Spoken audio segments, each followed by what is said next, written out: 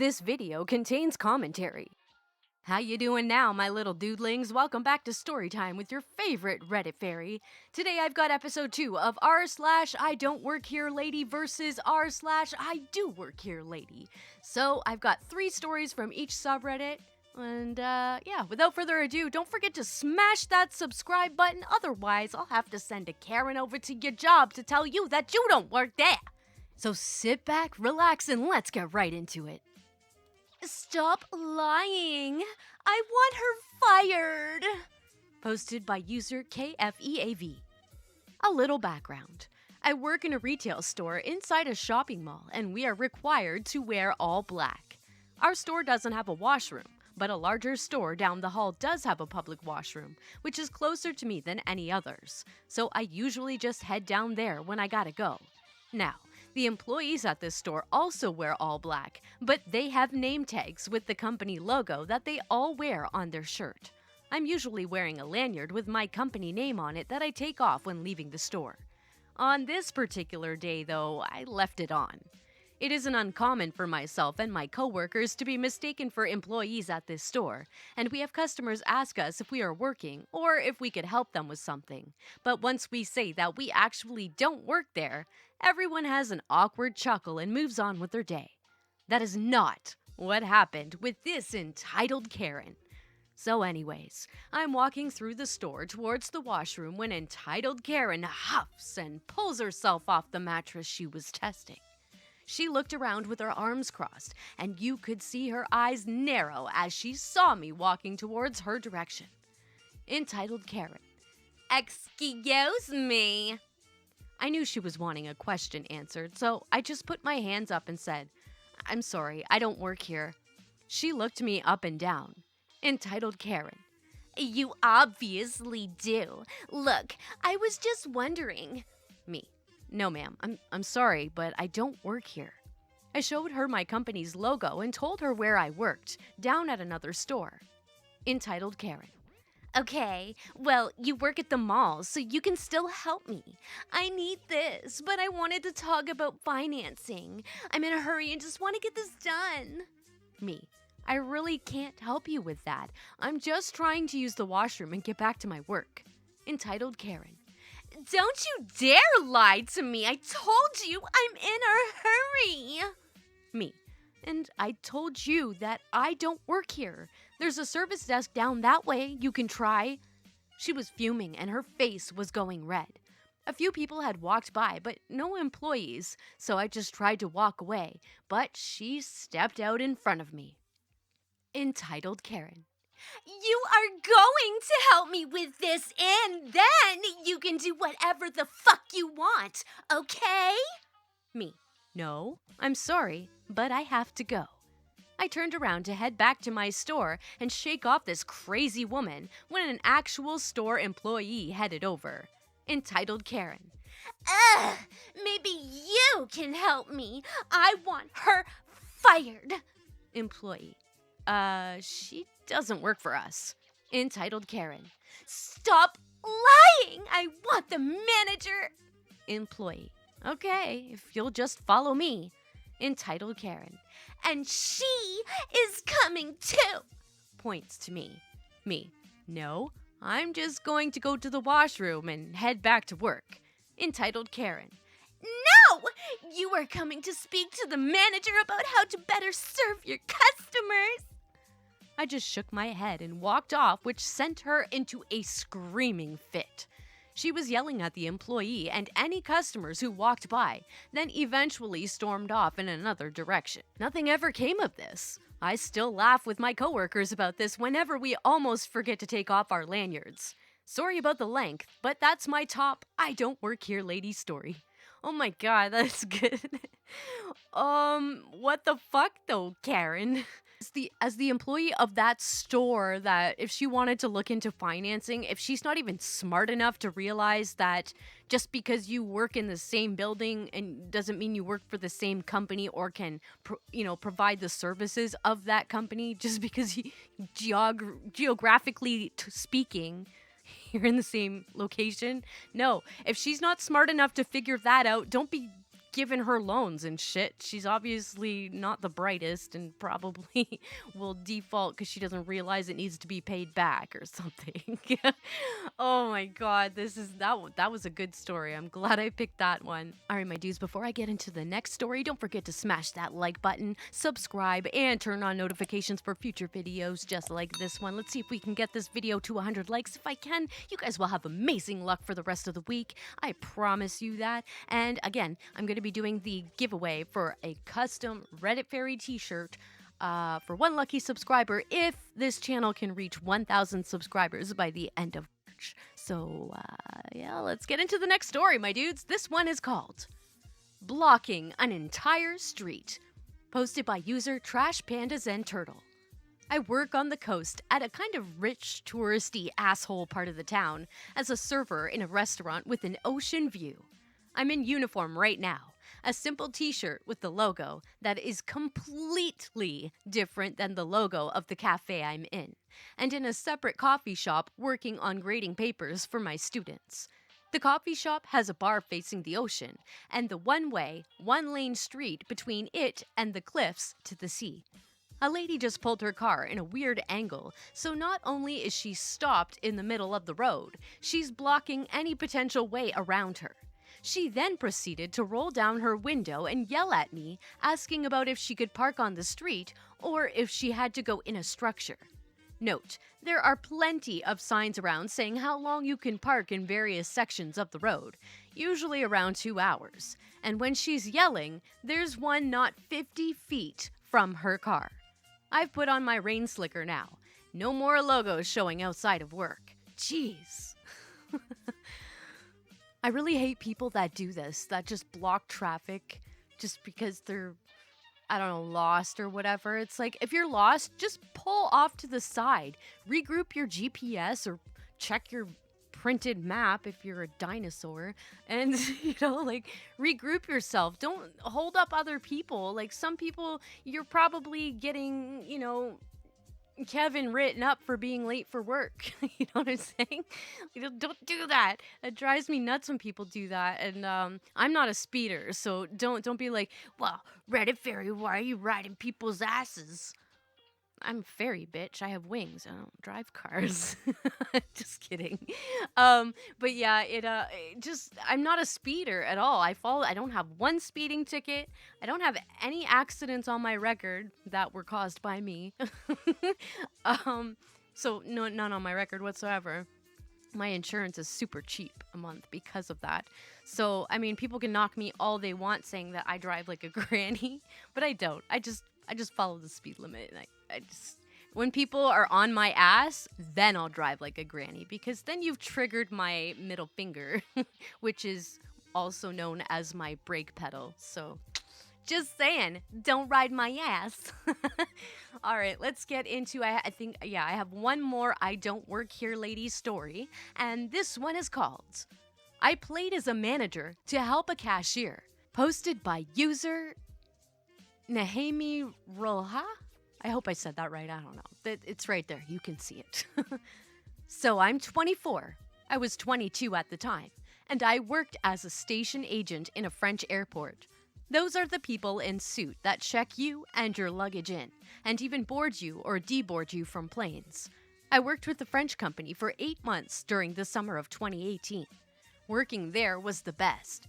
Great hours, big pay. People are assholes, but honestly, not so bad once you learn how to deal with them properly. One of my favorite parts of this job were the hours, either from 4 a.m. to 2 p.m. or 1 p.m. to 10:30 p.m. No weekends, nor public holidays. For most people, that's probably bad, but for me, it was paradise. We would get days off by cycle, and having days off in the middle of the week rocks. Go get groceries with almost nobody in stores, all governmental agencies open, and less people all around because they are all working. A paradise. Okay, I'm gonna stop right there, my dudes. I totally agree with this, and this is why I did not mind working weekends when I worked in tech support, because, okay, let's get back into it. Now, for the first 5 months there, I would always come dressed in suit, full suit, even in the middle of summer, with a tie and everything. So I would go home or stop to stores in the suit as well.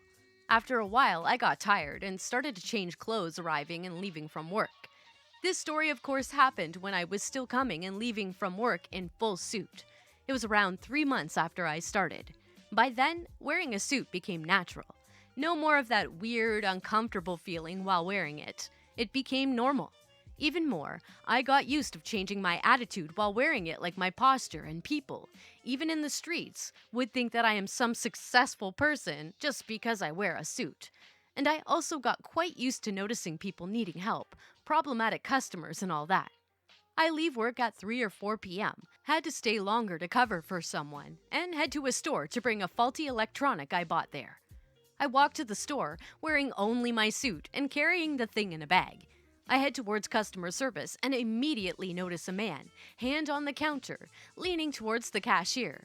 She'll be Julie, and all her colleagues look tense, eyeing the guy. I shrug, not my problem. I'm not paid to deal with that one. I turn to sit and notice that all the seats are taken, so I stay up and pull out my phone. Meanwhile, this guy starts to speak louder and louder. From what I got, the issue was that he wanted to use the store card of his wife, but the store policy is that you can't use the card of another customer, even if you're their relative, as the card can be used to make credit. The guy gets more and more heated up and starts calling around for other people to join. That immediately ticks me off. When I was in training to become station agent, we learned of different types of customers. I won't go into detail, but this guy is what we call a red customer. Someone that will rally others to help him get what they want. I see Julie on the verge of tears, and I try to think of something to do while the guy starts throwing slurs at her. I finally notice a paper hanging near the counter and take action. I drop my bag, adjust my tie, take my best manager face, and walk to the guy. As soon as he notices me, he smirks and turns to me. "You're the manager?" To which I reply, "Yes," while looking at both him and the cashier as if to judge the situation. Julie turns white. He points at her and says, "This employee is discriminating against me. I want to use a discount on my wife's store card. I have her ID. There's no reason that..." And then take a step forward. I'm not tall, and this guy is taller than me, but he still stops while I get into his face. Without a word, I point at the paper I saw earlier. It's a notice saying that any kind of harassment or insult towards an employee will result in a lawsuit and fine for the customer. It's his time to turn white, or whiter. He opens his mouth, but I'm faster. She is right. If you want to use that card, you need your wife to be here. Now I have to ask you to leave, or I'll have to call security.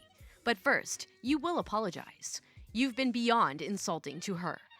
A security guard that is always near steps closer. He turns to the woman, apologizes in a weak voice, and quickly walks off. I walk to Julie and ask her if she's okay. She thanks me profusely. Then another worker comes to me and asks me what to do with a product returned by another client. I giggle and, pulling my airport ID, simply states, "Sorry, I don't work here. I just can't stand people like this." I was allowed to pass first, got a refund and smiles from everyone on the team. A good day.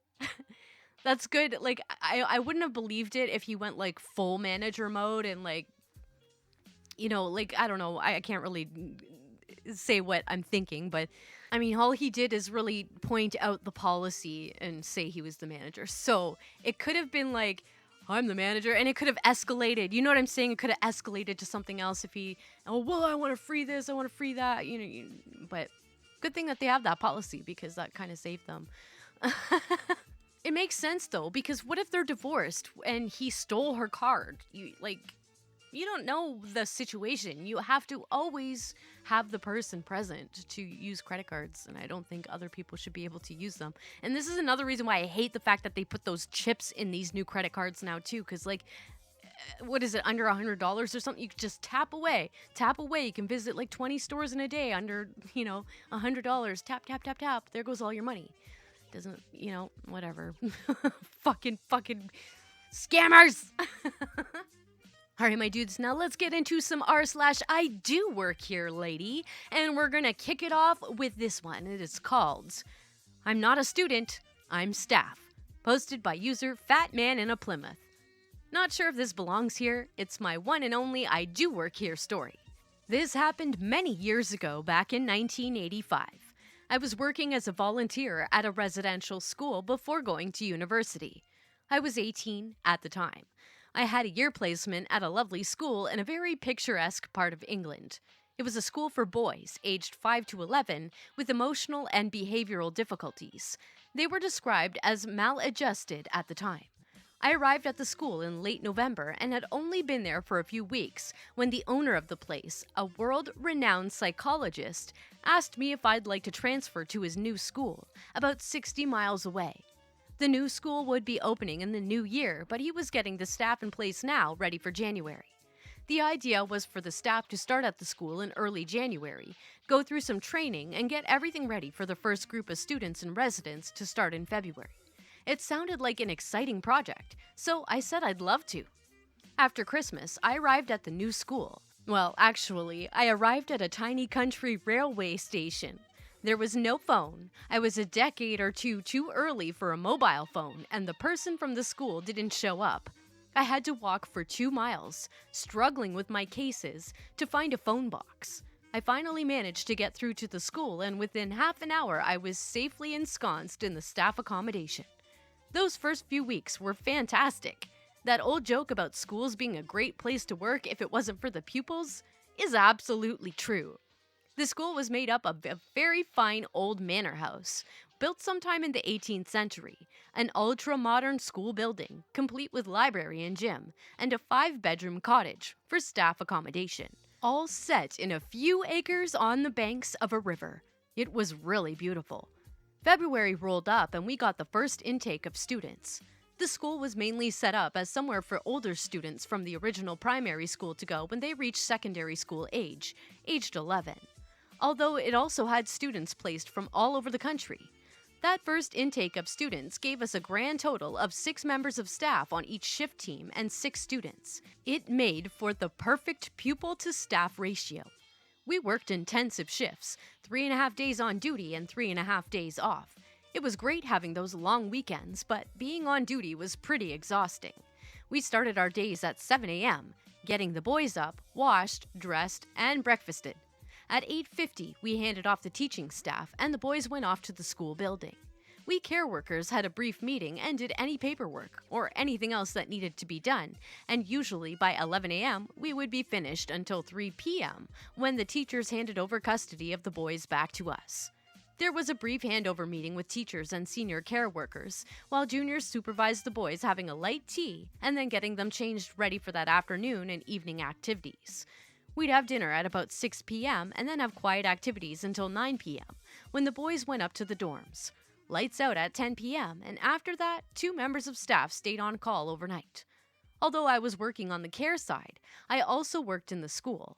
I wanted to get as much experience as possible. I was considering becoming a teacher. I would help out as classroom assistant, supervise break times, and, because I was the only member of staff with any knowledge of computers, worked with small groups on the BBC Micros in the library. Sometime in mid-March, the owner, the psychologist, let us know we were going to be inspected by Her Majesty's Inspectors of Education. They were going to inspect both the teaching side and the care side. The whole school was a little worried about this because we'd not been running long and were still perfecting our policies and routines. On the day of the inspection, I was working on the teaching side. There were 2 inspectors, but by lunchtime break, they hadn't made it to the school building, so I hadn't seen them. While I was supervising the boys' playtime, I spotted a man in a suit, obviously one of the inspectors. He was just sort of standing there, looking at the scenery and looking a little uncomfortable. Probably someone who was great going through the books, but not great with kids. I should remind you, I was only about 18, but I was an old 18. By the age of 14, I was around 6 feet tall and could pass for 18. In fact, when I was 14, my social studies class had a field trip to the local magistrate's court. We spent the morning watching the magistrate fine people for parking and speeding offenses, and then, at lunchtime, we left the court and the teacher told us to make our own way back to the school. Now, my friend Davy, who was also tall like me, and I decided we'd stop off at the pub on the way back. We were in school uniform, but that was black trousers, white long-sleeve shirt, tie, and blazer. Our blazers had the school shield on the breast pocket, and the tie was our school tie. So we just took off the ties and slung our blazers over our shoulders and walked into a pub. We looked like office workers. We ordered 2 pints of lager, and the barman didn't look twice, just gave us our drinks. So, fast forward 4 years, I certainly looked 18. Anyway, I went over to the inspector and just said, "Looks beautiful, doesn't it?" We had a bit of a conversation. He asked me some questions about what we did for leisure during the evenings and weekends and things like that.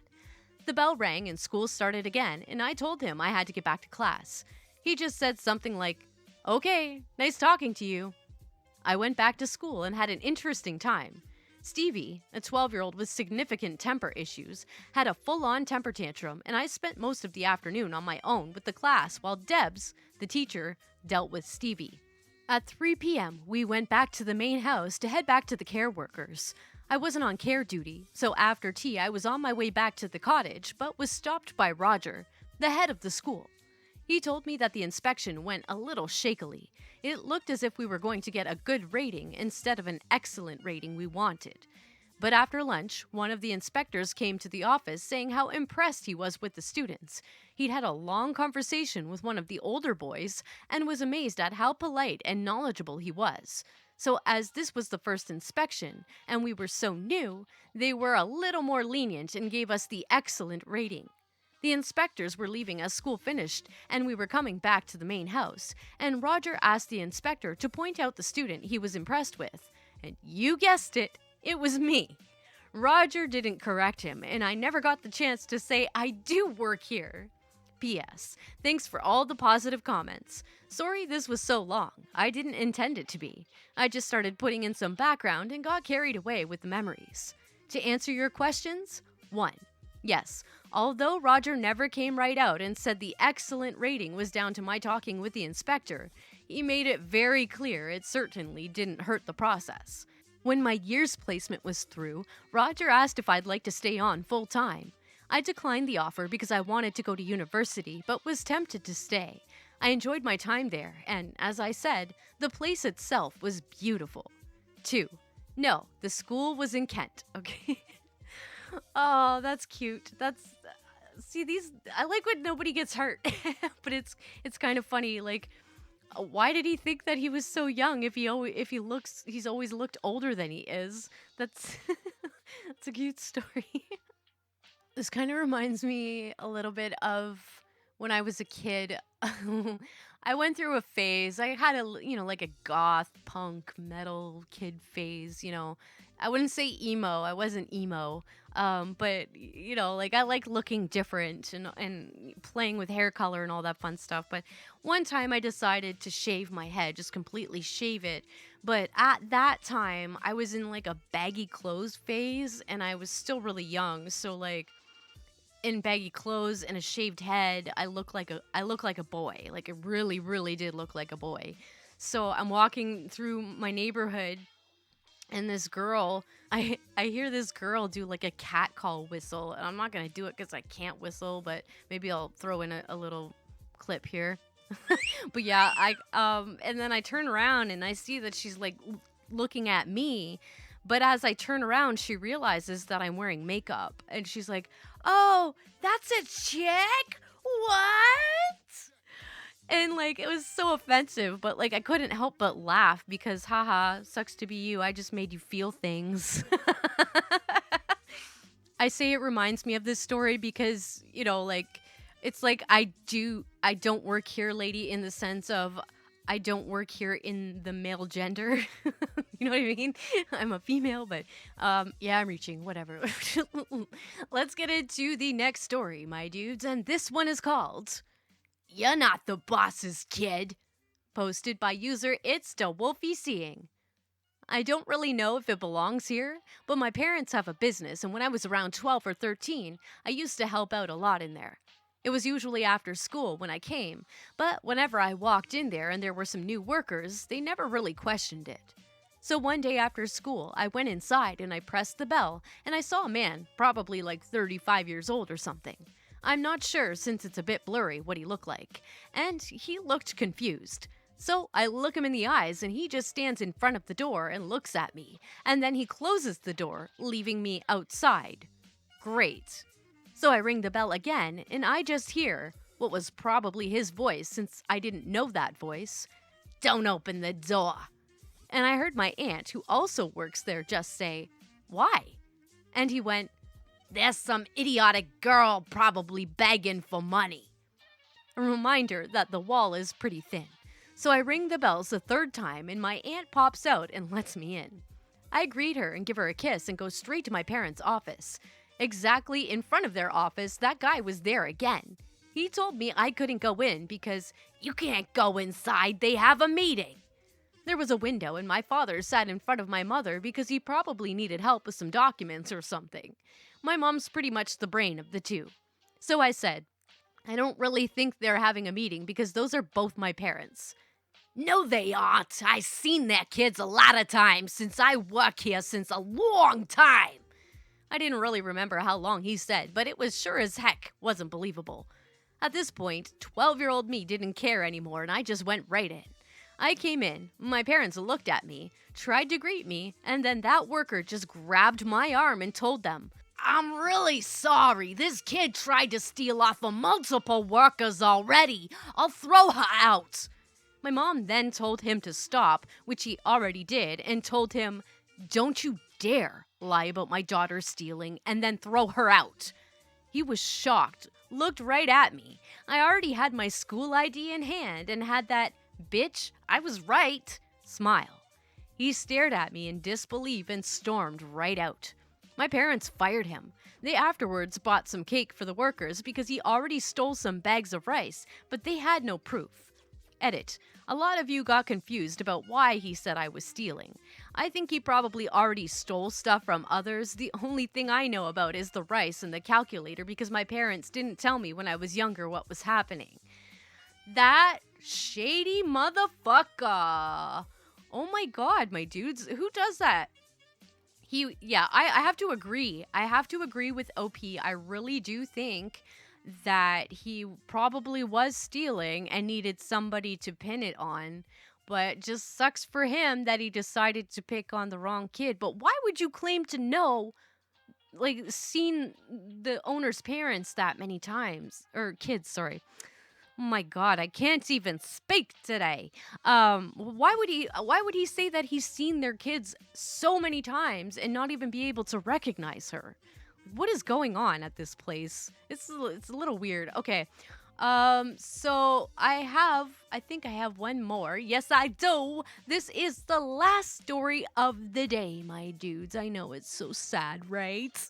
This one is called "Please Stop Singing and Let Me In," posted by user cyber_1213. Okay, so very recently I started working as a host at a restaurant. Last night was only my second day, not training, so of course I'm still learning. So, they cut the guy who was hosting with me early so I could learn the closing up routine, one of which is for me to replace the trash bags in the bathroom and take out the old trash. No problem, right?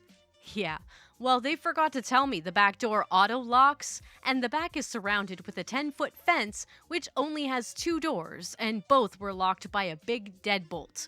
My phone was dead, so I couldn't call one of the people inside. My only solution was to get one of the guys in the kitchen to notice me. Keep in mind, it was 30 degrees Fahrenheit, and I was in a short-sleeved shirt and slacks. So I'm pounding on the back door and yelling, "Hey! Hey, dude! Can you please open the door?" And the guy inside for about 10 minutes is singing while washing off the floor. About 8 minutes into it, he starts a new song. "I hear knocking, crackheads out, old whores want to eat, but I'm not food." Lyrics were wild, but he had actually a nice voice. Finally, he walks back over and sees me waving and knocking and through the little window and says, "Oh shit, the knocking was real." But as he comes over, he goes back to singing. "I hope it isn't an old bald whore." He makes me show him my ID like I wasn't in our uniform with my name badge that has the company logo on it. He also seen me walk by him a couple of times.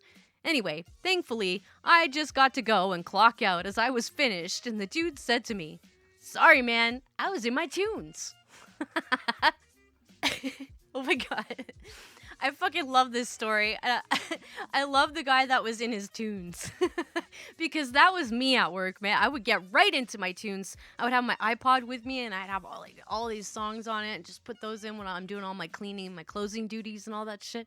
And I'd just be rocking it and I would make up words about the things I was doing. I even do that with my cats. Like I'll take a song that already exists, like Weird Al Yankovic. I don't know if I ever pronounced that correctly, but but yeah, I'll just change the words to be about my cats because I'm a fucking weirdo, but that's how I roll. That's how I like it. All right, my dudes, I hope you liked this video. If you did, please smash that like button. Don't forget to subscribe and turn on notifications for future videos just like this one.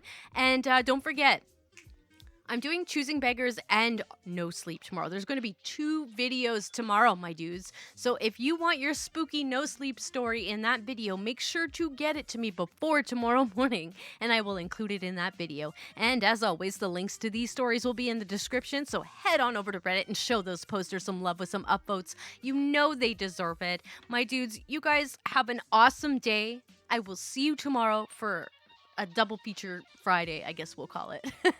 Until then, peace out, my dudes.